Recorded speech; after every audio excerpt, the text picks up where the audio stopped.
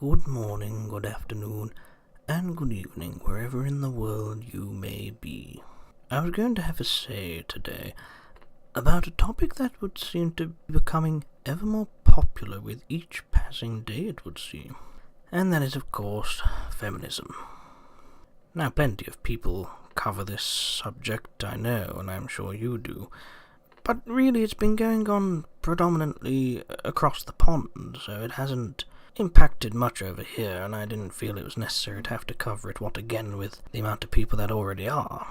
But it finally hit the waves over here recently, so I thought let's jump on the feminist bandwagon and see what's got everyone's chin wagging. I looked a little bit of history first with this subject, far cry from where it is today, but who would have thought that just the word alone wasn't even heard of until the late 1890s. That's in the UK, and it was longer yet to even be heard in America. Nevertheless, by the late 19th century, and into the early 20th century in both the UK and the US of A, an equal marriage rights for both the husband and wife were passed, along with property rights, economical rights between the two, etc. To have gotten all this recognised as something considered to have been an issue of sorts, it was also nearing the end of the 19th century that the woman's suffrage was to make itself known.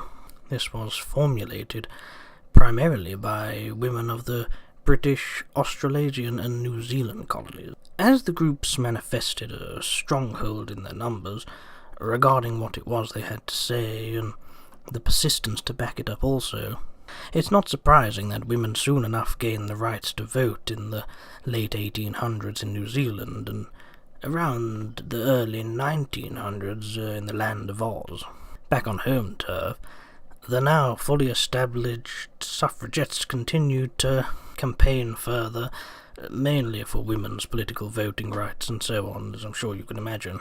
So, after a few trials and errors, this was eventually granted and passed in 1928 to all women over the age of 21, I believe it was. They could all vote, no problem. So, after having to admittedly put up a bit more of a fight in terms of being taken more seriously, given the time period historically, this including little arson here and there, damage to property, and of course other small-time acts of what was domestic terrorism. Once, as it's still the way today, these women got what they wanted. A few notable women of these times were the likes of Emmeline Parkhurst of Manchester in England, Lucreta Mott, I'm not sure if I'm pronouncing that right, probably not, from Massachusetts, and Elizabeth Stanton of New York. Little example there from, as I say, both sides of the pond. The supposed ideology that drove these women was the Quaker theology of spiritual equality. Basically what it says on the biscuit tin, in that it means we are all equal as creations of God, and therefore should be treated no differently.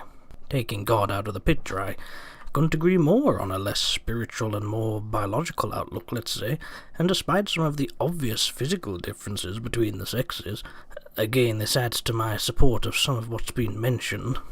But that is precisely why I don't agree with feminism of today, anyway, particularly just the modern day feminism, I should make a point of saying so.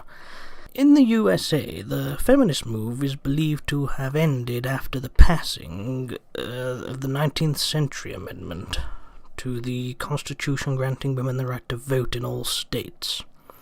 By the mid-20th century, the only notable countries that were a bit behind were mainly a handful of backward-type European countries, which I'm sure comes as no surprise, especially considering some of those are still like that today.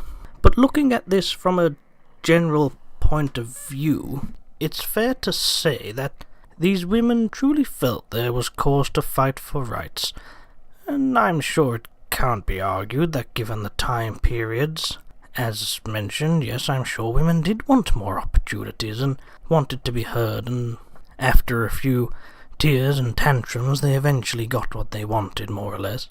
Hence there has been very little, if next to no fuss regarding feminism in the UK.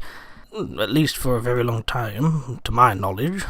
Meanwhile, if we were to cross over to the States and cast our minds back to the 90s, the so-called third wave of feminism was coming into formation. This particular wave would frequent such topics as sexuality, empowerment, bloody micropolitics, and all of what is or isn't good for me because I am a woman argument.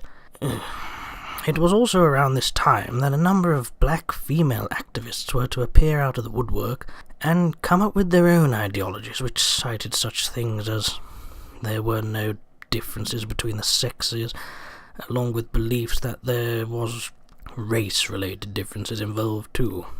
Well, I'm sorry to have to create argument, but if I were to stand side by side to a woman, completely in the nip, looking at ourselves in a mirror, well, apart from feeling even worse about myself than I did prior to having seen my reflection staring back at me, I would also be well aware of what was between my legs as opposed to the female stood next to me. Unless, of course, I just so happened to pick up a Filipino girl, in which case I may be in for a shock myself, because you never quite know what you're getting with one of those. Some of the notable women to be mentioned to come out of this wave of feminism, and I say notable very loosely, would be the likes of Sheila Sandoval, Bell Hooks, Cherry Morga, I think I'm pronouncing that right. You have to do your own research based on how I'm coming out with this. Maxine Kingston, etc. And surprise, surprise, it all starts to slowly slide a little downhill from here.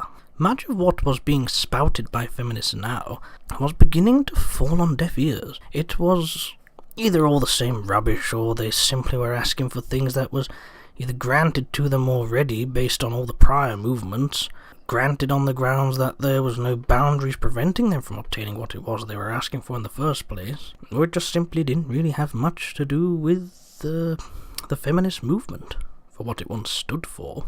It almost seems that the power had gone to their head, of one or two in every decent handful to be mentioned, and their voices were being heard more so. It was these people that tended to be being heard. Otherwise, much like the situation today, it would seem that it was simply another group to follow and become recognized and affiliated with, probably without even having much of an understanding about what it was they were getting involved in. Doing it just for the sake of it, basically. Again, very much like today, and this also goes to be said. Third wave that came in more so in popularity throughout the 90s. The sudden influx of black women to jump on the feminist bandwagon was also put down to the inevitable collapse of the European colonial system in Africa.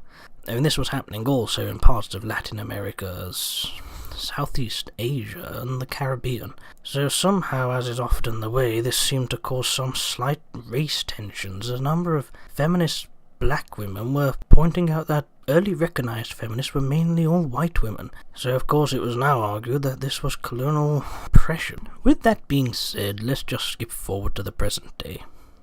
And great galloping goat shits, what a mess the present day is in the world of feminism. Much like Milo Yiannopoulos said, feminism no longer stands for what it once may have stood for. It now just seems to be simply what it is, in my opinion, and many other people's opinions who have both sides of a functioning mind, more of a terrorist movement.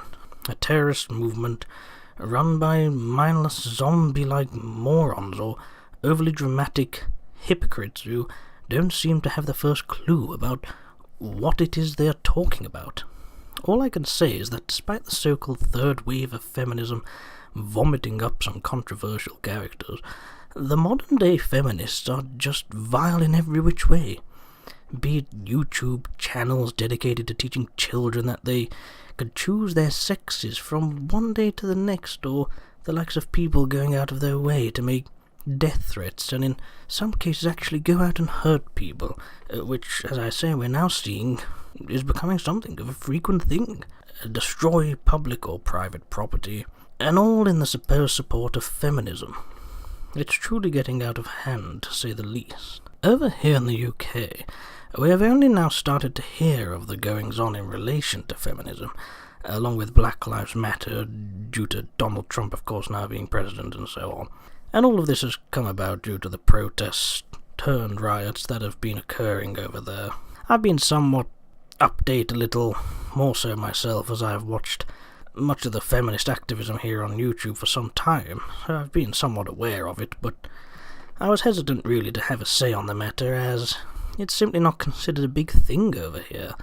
It's had its day, it's done with, move on. That's how we tend to deal with things here more often than not. But the sheer fact of the matter is, much of America's youth seem to be unable to compromise and look at either sides of an argument. It's all about who can shout the loudest, it would seem, with these feminists, and blindsiding people like this, although lacking in brain juices, can in numbers pose a problem, and it would appear that is exactly what they're really starting to do, especially considering the amount of bloody celebrities that have now also decided to join the cause.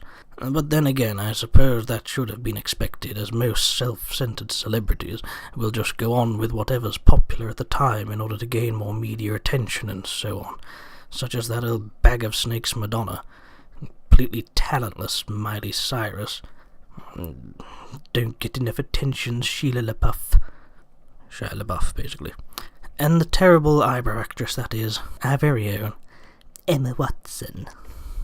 Oh, and with pride, let me make an honourable mention to all the modern-day feminist supporters, as I truly do enjoy exposing stupid people for being simply that. And some of those are Milo Stewart, Benjamin Teeter, Thomas Contreras, Rebecca Watson, Lacey Green, Anita Sarkeesian, Jonathan McIntosh, Charity Morris, and Gregory Jackson, better known as Onion, or Twat, as I find suitably translates in my equivalent of a dictionary. I don't know what he'll read. But unfortunately, the list goes on and on. So yes, we've gone briefly through the history books, mentioning the likes of Emmeline Parkhurst all the way down the ladder to those mentioned just now, who, let us hope, don't make themselves individually integrated within our history, because that's all we need. A book on modern-day feminist politics to be released with a bloody picture of Smugglypuff on the cover. Let's just hope that this wave of feminism ends sooner rather than later, before things get even more out of hand than it already has. Because believe me, for something like this to have escalated to the level that it has, to that it's now receiving attention, potentially worldwide for all I know, that's how these things start. Very small to very tall. And this recent movement of feminism that seems to have jumped to life hasn't taken that long to get where it has, despite those behind it. So I think we all just need to be aware of what's happening around us, and maybe take action against it when stepping out of hand. And with that, I take my leave. So as always, thanks for watching, thanks to those who subscribe, and until next time, good morning, good afternoon, good evening, and of course from me a good night to all.